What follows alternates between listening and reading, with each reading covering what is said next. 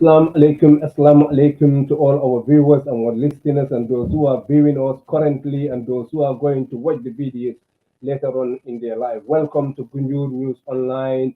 Once again, we are back on Friday, 8 o'clock UK time. Today also, as always, when we have time, we come over here to discuss issues concerning about our lives, specific focus, specifically on the Gambia and any other thing that affects us as a people and as a country. And once again, we are here today to continue with our issues. The platform, as you know, is Gunjur Online TV, and the program is Dialogue with the Youth. So, but not necessarily for only youth. It's for all of us to discuss, to educate each other, to share ideas, to prick our thinking so that we can think and don't just take things at surface value, so that we can understand and see, what trajectory do we want as a people, so that we can achieve a better development, a better life for our people, better roadmap for our country. And once again, that's what we are here for. And even our Islamic programs is all geared about issues that affect us as a people, so that we can have this mindset, that has been twisted by different forces, so that we can think for ourselves. I think that's so important. We are going to discuss issues around that, so that we can think for ourselves. We don't just, because sometimes what why people call the bellwether, they stick that just keep following and everybody follow them. And I think it's time for Gambians all over the world, educated, exposed, to start thinking, and have the daring to pave out their own way of doing things that fits their country. And that's why we are here. We are discussing issues concerning about the review of a book that a brother of ours, and this brother is a role model, and younger people like us comes around and look for somebody that we can truly call a role model. And this has to be sifted. We have to do a lot of post-mortem, to pinpoint, people that we think are not great, people that are thinking generally for all of us. And if you want to see one of those, our guest today, who is Mr. Alagie Saidy-Barrow, and I will welcome him to the platform. And brother, welcome to Gunjur Online and the show Dialogue with the Youth. So, and please welcome. It is our our greatest honor to have you back on this platform to discuss issues concerning about the Gambia, concerning about us as a people. Welcome to the platform, brother. Ebrima, once again, thank you very much for having me. I say hello to all the viewers. I'm grateful to be here with you. Thanks again for having me. Yeah, thank you, brother. Once again, today we are going to discuss about this book, The Dictator Is Us. This is a very important book, and as I said all the time, let's read, let's get this book. It is in Amazon. Those who are in the UK here, in America or other European countries, they can order this book, and read it, because this tell you everything about Gambia, about what happened yesterday, what is happening today. Some of the things that we are seeing today, they seem to us as a surprise, but they are not, because if you read this book, because if not, you will remain a child for the rest of your life if you don't know what happened yesterday. So that is why it is so important. And anything that we spend on this book goes to help the victims of dictatorship. It's not Mr. Barrow, but our victims, the poor victims that have been let down by us as a country. So to contribute and get this book, you will not only educate yourself, and you will challenge you in terms of your understanding of issues, and but it will go a long way to help, at least in your own way, our brothers and sisters who've been victimized by the system that we are all one way or the other are complicit, and that's so important.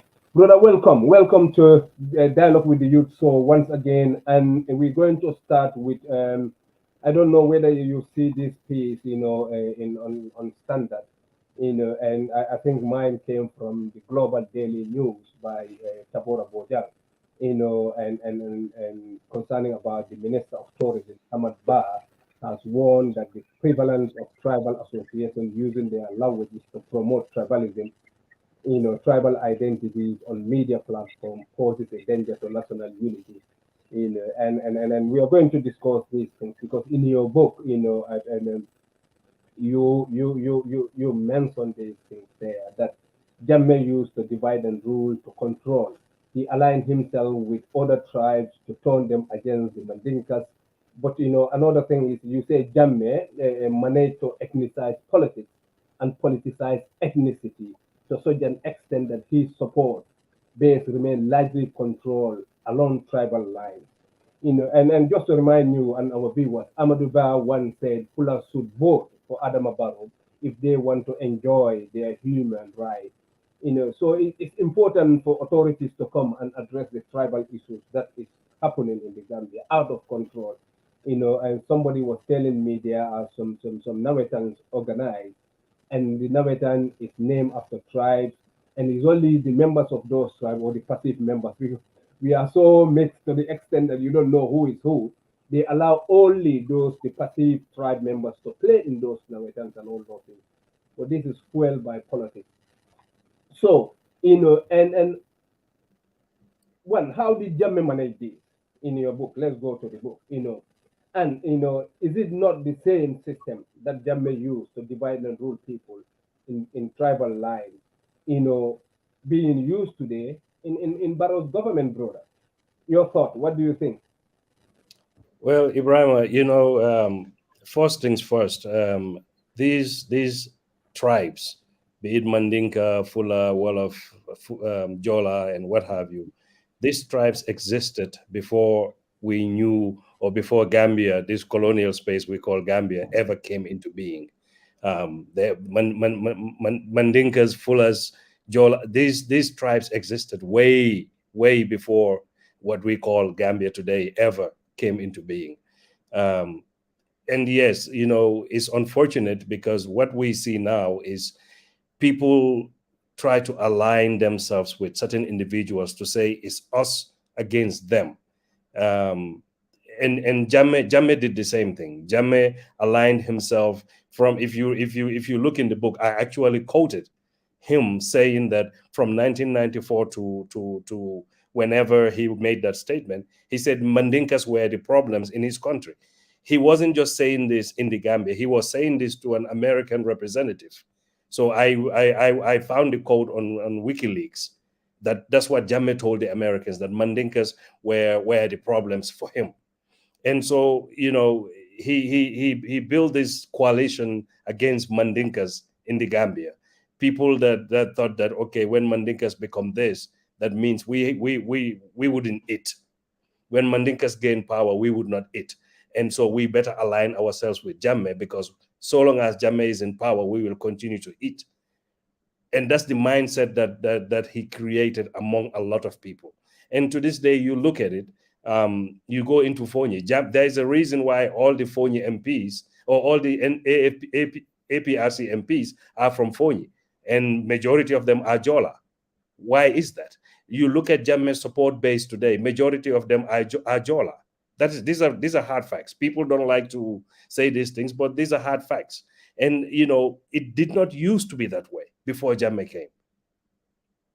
It didn't used to be where people actually had parties that the political parties that they aligned with particular ethnic groups. I mean, Jawara's PPP was not aligned with any particular ethnic group. The biggest opposition at the time was NCP. I don't think people considered NCP to be a Mandinka political party. These political parties were cross-cutting. They different ethnic groups were part of those political parties. PDOIS, I don't think anybody would say PDOIS belongs to a particular ethnic group. But until Jammeh came, APRC, yes, it was cross-cutting at some point because you have a bunch of opportunists who joined APRC, but you also have a lot of people who joined it who were predominantly just because Jammeh was Jola.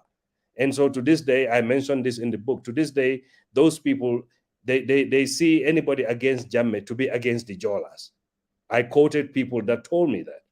Some of these individuals were abusing people in Mile 2 because they saw these people to be the people that were against the Jolas.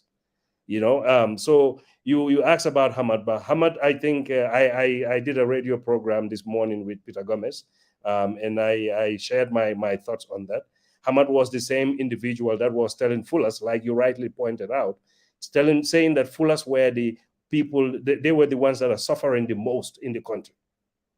That's what he told them. And then he told them to end their suffering, the Fullers should vote for Adama Barrow. If that is not tribalism, I don't know what is. So for him to have the nerves to sit today and claim people should stop this or do that, but he is the one leading the way doing that himself. But they do these things when they want power, but they know it's not right. And Jammeh did it. It's the same thing that's going on. So all these groups, you would see people say, we are Mandinkas going to greet President Barrow, Fuller's going to greet, Balanta's going to greet. And when they leave, he gives them a lot of money. Why would a group of people come together and go to visit a president? Because they're fighting for an interest that they think the president can provide for them. But the president should not be focused on any particular group's interest. The president should be focused on national interest that includes everybody, not just one particular ethnic group, favoring one and not favoring the other. And so you have problems, you have these tribal ethnic problems, but it's flamed by people like Hamadba, who would go out there and say things about Fullers are the ones that are suffering. Today in the Gambia, there is a lack of petrol in the Gambia. The lack of petrol doesn't know that you are a Fuller or Mandinka. Everybody is going to pay for that. The high cost of living doesn't know if you are Fuller or Mandinka. Everybody is going to suffer. So telling people that your suffering will end when you vote for this person, and you don't think that's tribalism, those are problematic. And yes, it comes down to power. They want to keep power, and the way to keep power over the people is to divide them and conquer them. If they divide you into Fullers and Mandinkas and Jolas, then you don't see what you have in common. Because you don't see what you have in common, you fight each other. They keep you busy fighting each other while they eat on top of your head. That's what they are doing. Yeah, that's what they're doing, Mr. Barrow. And I was going through one of your posts, and that was about 19th of January, the ghost of colonialism. Do you think colonialism played a part? Because you said the ghost of colonialism found their being. But your last paragraph is important. The ghost maintained a divide and conquer strategy, telling the people that to go far, they must go alone. And the people listened, resigning themselves to helplessness. Prayers and hope becomes the main strategy. Yet they wonder why they are where they are. And then this colonial space is not only the space, metaphorically, when you are talking about colonial space. The colonial space with the structures, with the laws and all those things that govern that space, by colonial masters. And divide and rule, either tribe or region or whatever has been their strategy. And we cannot slough up ourselves, from those mentalities until now, because any leader that comes, find these laws very handy for him to be, a dictator.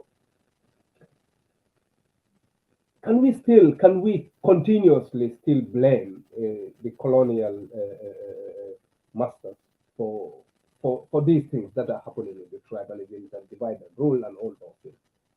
What is your thought about it, and why the ghost of colonialism came? Well, because if you look at it, I don't know if I would say blame the colonialists.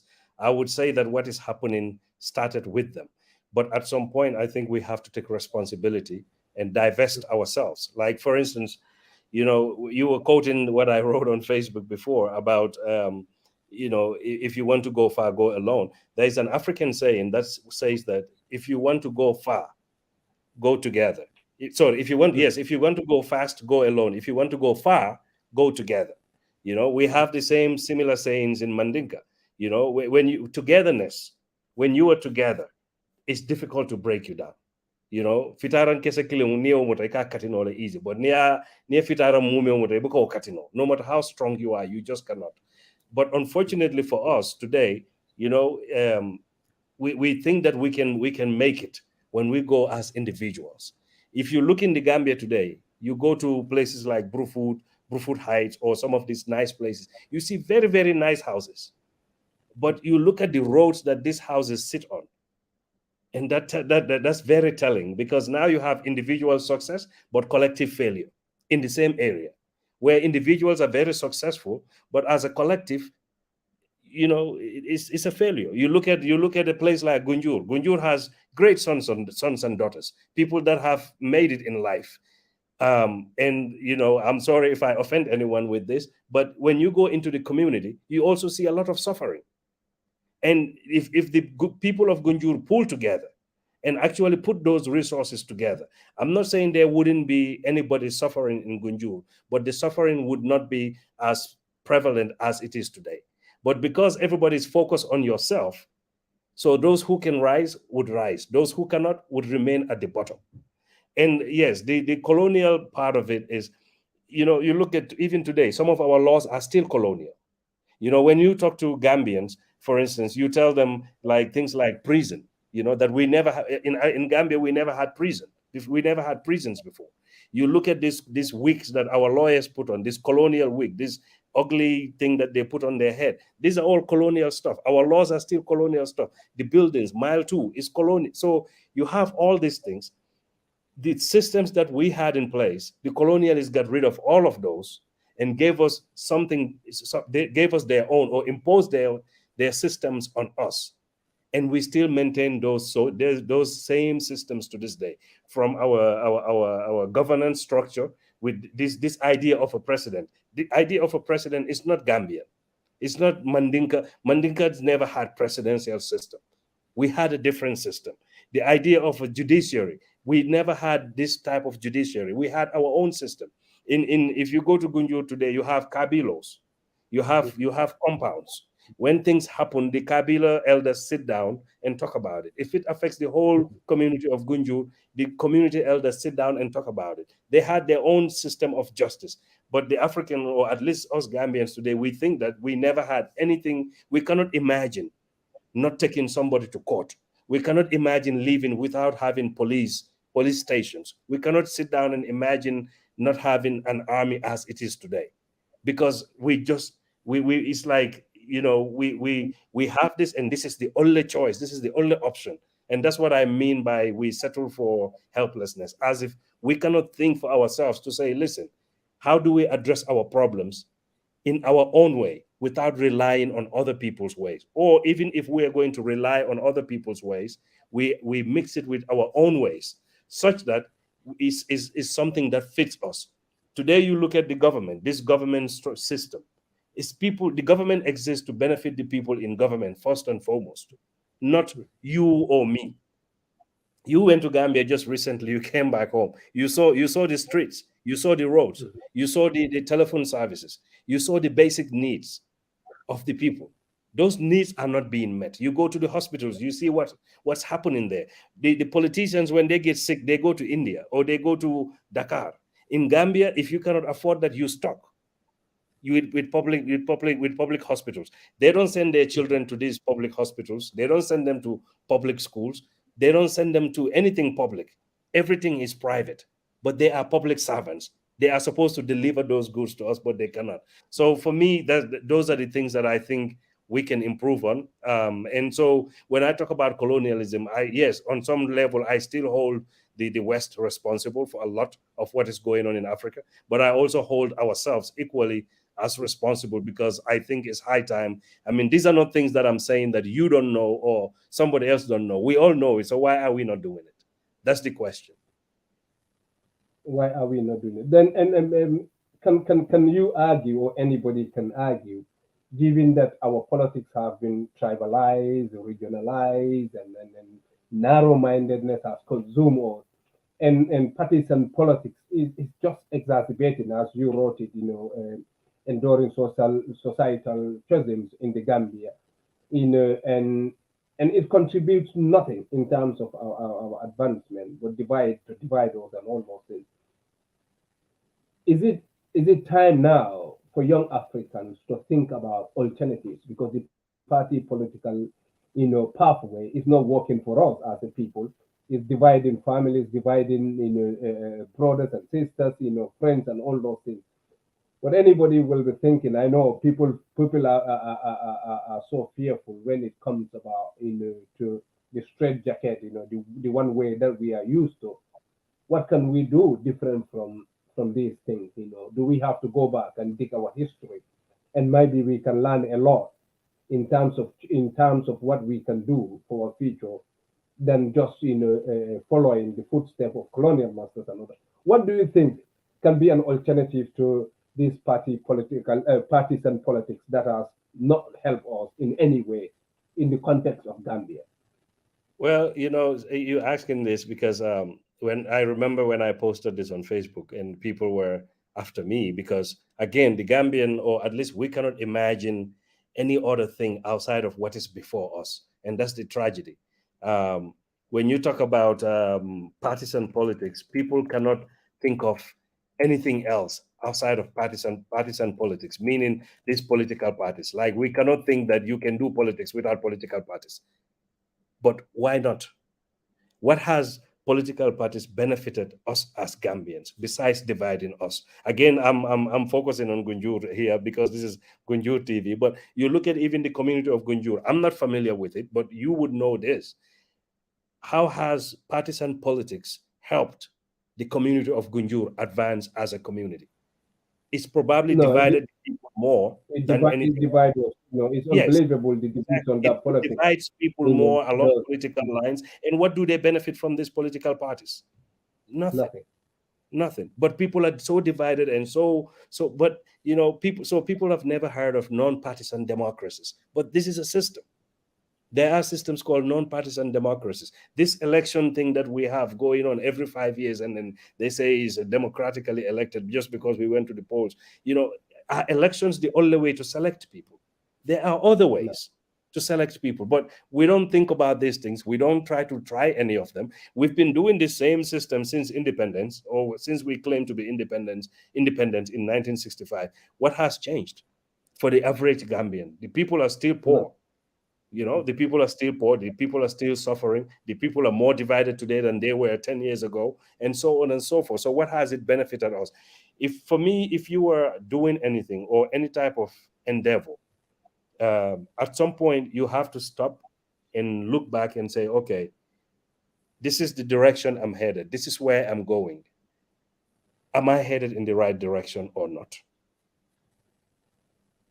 And if you cannot answer that question, then maybe you need to go back and retrace your steps and look to see where you got lost or where you should have turned. When was the last time Gambians really sat down and said, this is where we're going. Let's sit down and see if we are headed in the right direction or not. We don't. We just keep going. We know very well that, I mean, at least for the last 50 something years, 58 years, we've been headed in this same direction. But we've never stopped to ask if it is the right direction, and we keep going, but we don't see the changes that we desire. So for me, I think that's one of the things that we need to have that national conversation where we sit down and examine everything from, I mean, everything that has to do with the public. Look at it all, take it all apart, and see how is it advancing us as a people. And if it is not, then we need to figure out other ways that would advance us as a people.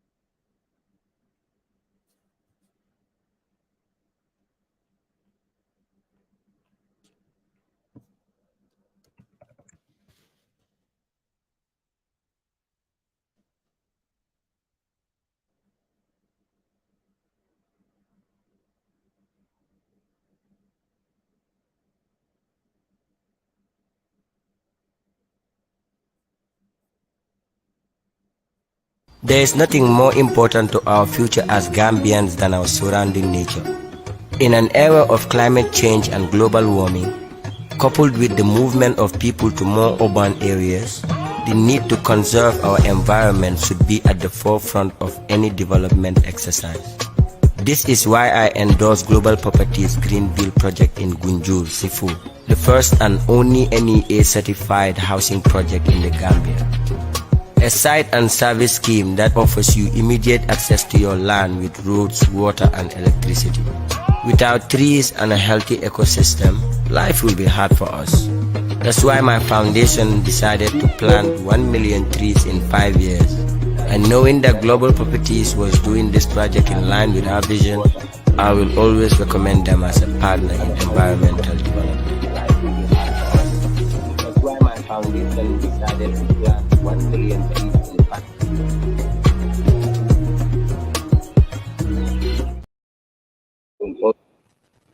Yeah, we are back. Sorry for that technical hitch, but we are back now. And yeah, what we are talking about, greetings to our viewers all over the world. We are just you know, talking about issues, and reviewing the book, that Mr. Barrow, Alagie Saidy-Barrow wrote, The Dictator Is Us. But what we want is for people to share this video and contribute to this program, because it is so important, so that we can start thinking, not accept the status quo, not accept, how things are, because they are not working for us as a people. When we say the majority of our people are wallowing in poverty, the conditions are not something that any of us can be proud of. The situation, you as an individual, probably 1% of our country, sitting on top of everybody and enjoying, while the 99% are suffering. And I mean real suffering, because people who have no health care, no decent water, electricity, none of if it reaches certain levels, certain areas. So that's how it is, and people are hungry all over the place. So the system that has been since independent on today, is that system working for us? If not, then we all have to invite each other, so that we can come and have a public debate, and flound out these topics, how best we can do, and how best we can go with our country. I think Mr. Barrow is back now. Then we can take it from there. And yes, brother, and brother, when it comes to politics, even though our everyday life is consumed by politics, religion and tribal issues, we know it's there, in positively, negatively, it's there. But wherever you go, nobody wants to talk about this. We're scaring each other, don't talk about tribe, don't talk about religion, don't talk about politics and all those things. And you wrote this, and how dangerous is this? Because either we are so fearful to talk about the realities. But when you go to the bottom of the page, the last paragraph, you say, I think we insist on disallowing tribal, religion, and political comments because we are simply intolerant of other religious beliefs, miseducated on tribal constructs, and mindlessly attached to certain political leaders. We prefer the warmth of our echo chambers and the comfort within the hot boxes we build. This is all over the place. People are the political party that you support, I saw the other piece, which is fantastically written, the martial law culture, and you attach that to hypocrisy, because you will kind of criticize other people, and because this is your brother doing the very thing, and you're not criticizing it.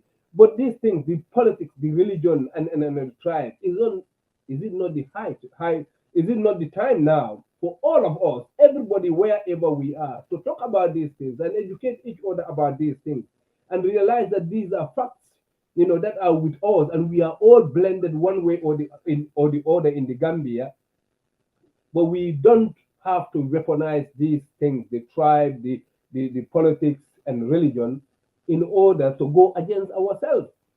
Why are we so fearful to talk about politics? Because any forum I am in, as you said, they say no politics. But Yeah. sadly, sometimes you laugh because anything that happened in America or England or anywhere else Yes. politically, it will come to that forum. So politics, Yes. any politics, but not Gambian politics. Any religious issue, but not Gambian religious issue. Yes. Anything about tribe, but not Gambian tribe. Every of these four that I am, they accept anything politics but Gambia, because that's going to divide us. Why is this? If you know, please help us. Or Well, just yeah, say I whatever wish I had you think I wish I had the answers, but is the cause of this. I honestly think that we are very intolerant people. Um, I remember when this Yeah, Ahmadiyya. you can go ahead, bro. Can you hear me? Can you hear me, Alagie? Yes, I can hear you, but I don't know if you can hear me. Yeah. Go ahead if you can hear me.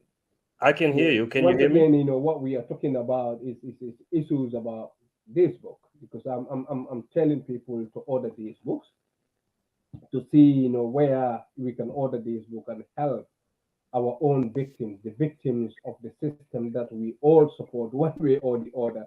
When I say this, sometimes, people just don't agree with me. But Can you hear me, Ebrima? Can you hear me? Can you hear me?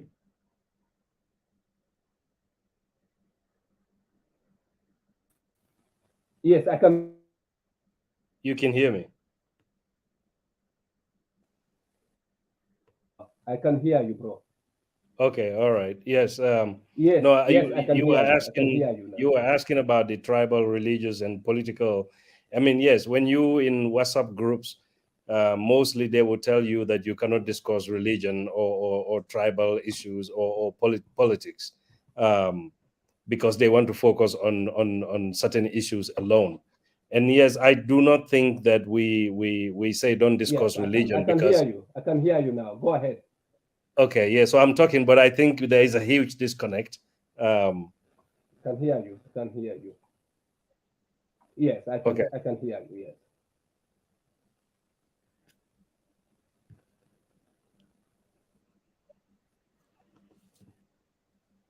Yes. So I was saying, I think we are very very. I remember when the Ahmadiyya issue came up. Yeah. I wrote something, basically, asking people to be tolerant of the Ahmadiyyas, and I was labeled Ahmadiyya. And one person who actually, I guess, knows a bit about me insisted that I went to Nasir Ahmadiyya Muslim High School and I am an Ahmadiyya, which is not true. I went to Nasir Ahmadiyya Muslim High School, but I've never been Ahmadiyya in my life. But for me, I don't have a problem with them. I don't have a problem with Ahmadiyyas in the Gambia. And so I don't care if they go around and preach whatever it is that they want to preach. For me, is if you're going to tell me Gunjur is better than Sukuta, for instance, I should be able to come up with arguments to say that Sukuta is actually better than Gunjur. I should not be in a position where I am so afraid of your arguments that I want to shut you down. And that is what you usually see in these situations.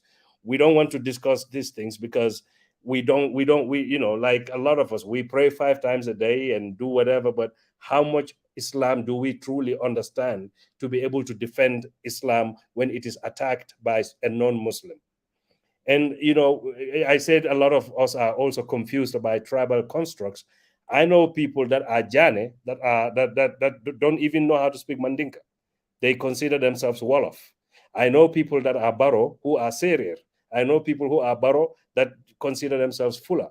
I know people who are Barrow that consider themselves Mandinka. So a lot of this tribal stuff we have today is it used to be not it wasn't always that way. Tribe was very, very fluid back in the day. It is just today that, for instance, people want to insist that if you are Janneh, you have to be Mandinka. But how accurate is that? Is it that every Janneh is Mandinka or every Janneh is Wolof? So I think if we just had, that bit of education about ourselves, about these tribes and the origins and how they came about and what is actually a tribe, I don't think we would become so unaccommodating of other individuals who speak a different language than the one that we speak. But again, it comes down to this politics. If you remember, even during the PPP days, the PPP's original name was what's the name? It was for Provincial People, Protectorate People's Party. So it was to cater to people that are from the hinterland, people that were from up country, because they felt marginalized by the people that were in the Banjul politics and what have you. So since those days, people usually take benefits and say these are the people that should get this particular benefit, and it's usually associated or linked with tribe. But as time goes on, even especially today, these days, you have so many people. I mean, you say, I mean, I remember one time I said Darmanso on Facebook, and one person sent me a message, that the proper word should be Allah subhanahu wa ta'ala. It's like, okay, but I don't want to say Allah subhanahu wa ta'ala. I want to say Darmanso. That's what my mother taught me. What's wrong with saying that? But we have so many mullahs, so many religious, so-called knowledgeable individuals who want to adopt a certain, language, a certain style of worship. And if you don't conform to that, then they consider you to be, kafiro, or that you kufar, then you destined for hell or whatever, and you have other people who are also intolerant of other ethnic groups because they feel that Gambia belongs to them. Again, it comes down to, for instance, when you look at the APRC today, and I'm not picking on them, I'm just saying the way it is. There is a reason why Jammeh's support is predominantly in Fonyi, and a lot of his supporters are Jola. That is a hard fact, So there are reasons for this. Why is it that a lot of Jolas still support Jammeh? Why is that? I mean, I'm not saying every Jola supports him, but a lot of them do. When you go, like, for instance, when you go on Facebook or on social media, a lot of people that would come out and say things about me are from Fonyi and Ajola, supporters of APRC government or APRC, the previous government. You have few other individuals here and there that are spiced among them, but majority of them, that's how it is. All they see is tribe. And for me, that's because they are not educated about tribe. Because, if you were educated about tribe, you would know that the politicians are just using you to gain power over you and me. So if you just educate yourself on that, you would not be sitting here thinking that, if Alagie Barrow becomes president, then all the Mandinkas would be benefiting. It's not. Alagie Barrow and his family and friends are the ones that will benefit, not all the Mandinkas. If I tell the Mandinkas that when I become president, all of you are going to benefit, I'm just using them. And that's what politicians do.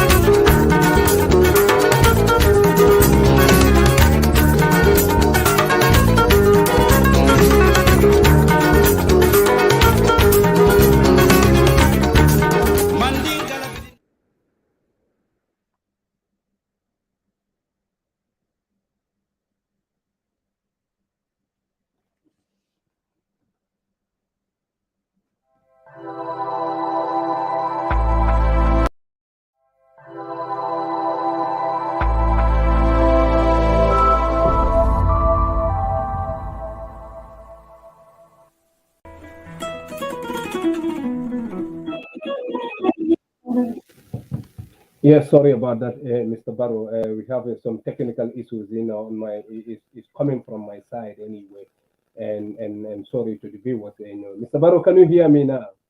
Yes, sir, I can hear you. Can you hear me? Yes.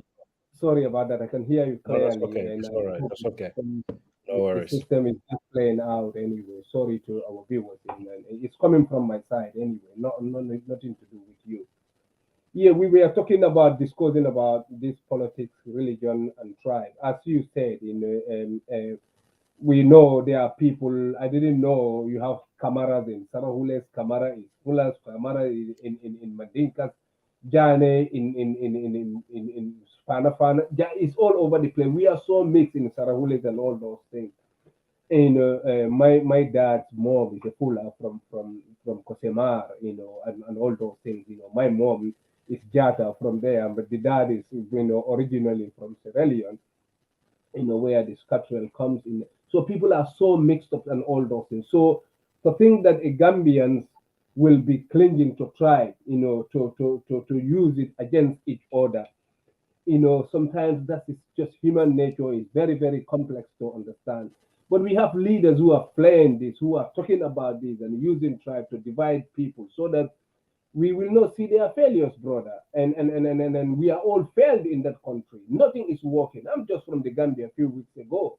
Yes, it's good to go and see your families and all that, but nothing is working in the country. There's no institution that you can pinpoint, and this is affecting everybody. I went to Gambia, and 3 weeks. By the time I leave, the cement, a bag of cement was 375. Now it is about 450 within few weeks. These things just supersonically it just spring from 375 to 450, and this is affecting everybody else. So yes, let's have your talk because I didn't hear much about it, because the system went down. Can you please No, repeat some of the things yeah, that you were and we yeah. can take it Sorry from about there? that, but yeah. Yeah. So I was just saying, I said tribal construct because today, what makes somebody a Mandinka? What makes you a Mandinka, or what makes me a Mandinka? What is it there that you can point at and say this person is Mandinka? It's definitely not the last name, your surname, because as you just said, you have Janet that are Fana Fana. Yeah. I've met Barrows that are Wolof. I've met Barrows that are Yeah. Fuller. So what makes somebody a Mandinka? Is it the language? Is it your surname? What makes you Mandinka, or what makes you, the tribe that you claim to be? whatever it is a construct, is something that we constructed, because it's not just language. Because there are lots of people that speak Mandinka that are not necessarily Mandinka. They don't know how to speak any other language, but then they if you want to go by their surname, for instance, I know that the village my father is from, the Jallos that are from there, they don't speak Fula at all. They consider themselves Mandinka, if you will, because that's all they know how to speak. So what makes them Mandinka? Is it because of the language, or is it because of the surname? But again, these are constructs. My great grandparents, when they migrated from Futa to this area we call Gambia today, they were Fulas. They came, they settled among Mandinkas, and eventually adopted the Mandinka tradition and culture and language, to the point where eventually Fula stopped being their language, their primary language. So what makes somebody a Mandinka or Fula? So it's a construct. But it benefits the politician to come and tell you, Ebrima, you are Mandinka, I am Mandinka. If you vote for me, I am going to benefit all the Mandinkas. But the bag of cement, the price of the bag of cement is affecting the Mandinkas, is affecting the Fulas. It's not like when you go to this shop, they will ask you, are you Mandinka or Fula? And if you are Mandinka, the price is higher. And if you are Fula, the price is lower. It doesn't work that way. It's affecting the only people that it really is not affecting too well or too much are the very people that want to categorize us as Fulas and Mandinkas and what have you, so they can remain in power over us. The politicians, the people in power today, you and I may complain about the price of a bag of cement, but when you go, when somebody is in power or close to power, those people that are closest to Ebrima Barrow, the bag of cement could be $1,000. They will still be able to afford it, no problem whatsoever. That's not the same for the Fula or Mandinka. That is not to power as such.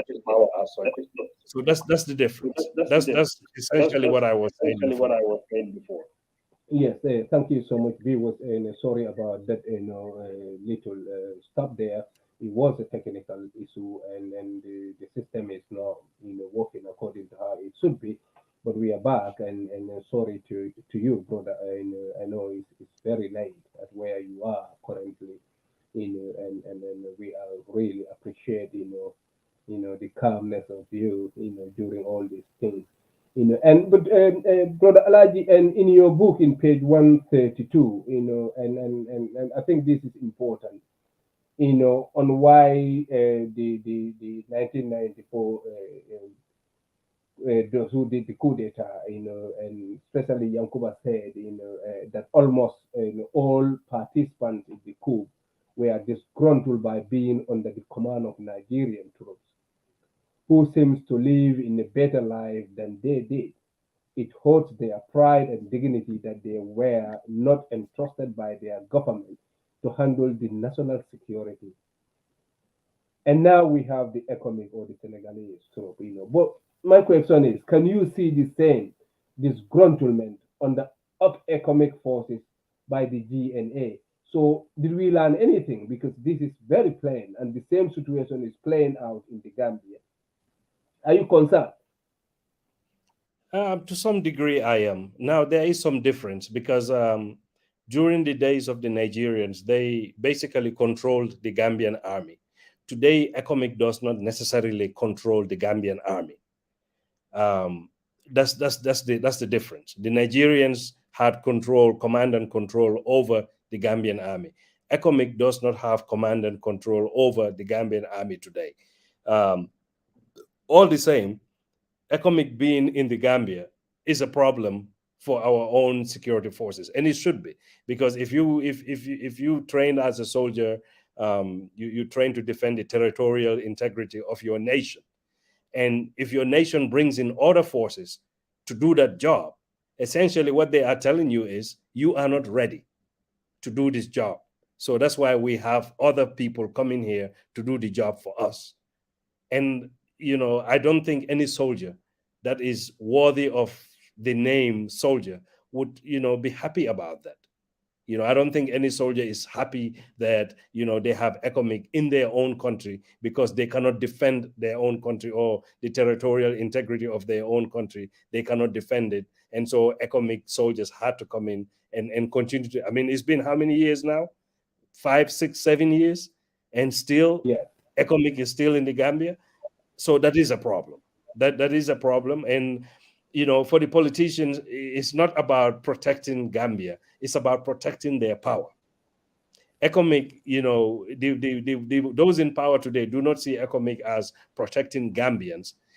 They see it as protecting the power that they have over Gambians. And until these people are comfortable enough and think that they have complete control over who can take that power from them, ECOMIC is bound to stay in the Gambia. I don't see them leaving anytime soon until those in power feel comfortable enough that now we are safe, we are comfortable. Nobody can take this power from us again in the Gambia. Then they might let ECOMIC go. But until that happens, ECOMIC is going to stay. Lessons learned. Again, during the days of the Nigerians, I think that was a little bit different. The objective of Jawara and the objective of Adama Barrow are different. Why is ECOMIC still in the Gambia, for instance? What is that question? Why were the Nigerians in the Gambia when they were in the Gambia? Very different answers, I think. So as far as lessons learned, the Nigerian soldiers back in those days, they were living life. They had a very good life compared to the Gambian soldiers. But today the ECOMIC soldiers, I don't think live that much better than the Gambian soldiers. So the military leadership and security leadership, they live just as well, or if not better.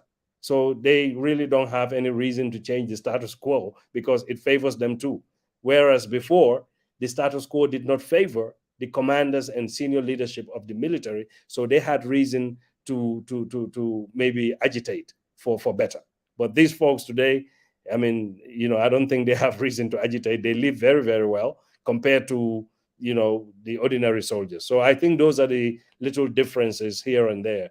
Now, that doesn't mean that we should just accept things as they are and not try to reform and not try to change, especially the security sector reform.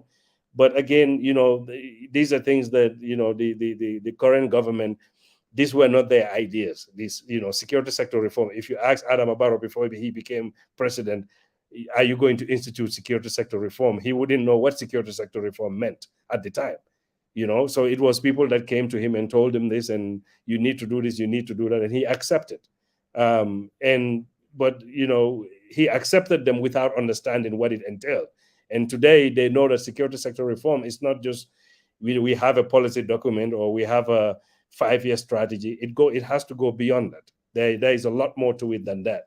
And unfortunately, I don't think they are prepared to do what it takes to definitely and truly reform the security sector. I don't think they're prepared for it.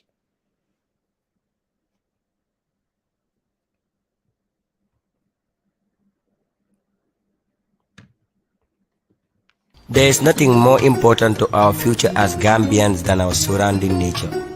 In an era of climate change and global warming, coupled with the movement of people to more urban areas, the need to conserve our environment should be at the forefront of any development exercise. This is why I endorse Global Properties Greenville project in Gunjur, Sifu, the first and only NEA-certified housing project in the Gambia. A site and service scheme that offers you immediate access to your land with roads, water and electricity. Without trees and a healthy ecosystem, life will be hard for us. That's why my foundation decided to plant 1 million trees in 5 years. And knowing that Global Properties was doing this project in line with our vision, I will always recommend them as a partner in environmental development.